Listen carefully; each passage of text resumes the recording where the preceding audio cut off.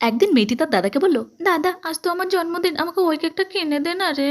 দাদা বলল, ওই কেকটা? ঠিক আছে চল। এরপর দুজনে দোকানে গিয়ে দোকানদারকে বলল, আঙ্কেল ওই বড় কেকটার দাম কত? দোকানদার, টাকা আছে তোমাদের কাছে? 200 টাকা পড়বে। ছেলেটি বলল, 50 টাকায় হবে না? আমার বোনের আজ জন্মদিন, তো দিন না প্লিজ। দোকানদার দাঁড়াও, ঠিক আছে বলে কেকটা বের করে আনলো। এরপর বাচ্চাগুলোকে কেকটা দিতে চেয়েও না দিয়ে বরং ছেলেটির গালে ঠাস করে থাপ্পড় বসালো। বলল, এটা কি তোর ঠাকুরদার দোকান যে 50 টাকা কেক নিতে এসেছিস? যা এখান থেকে।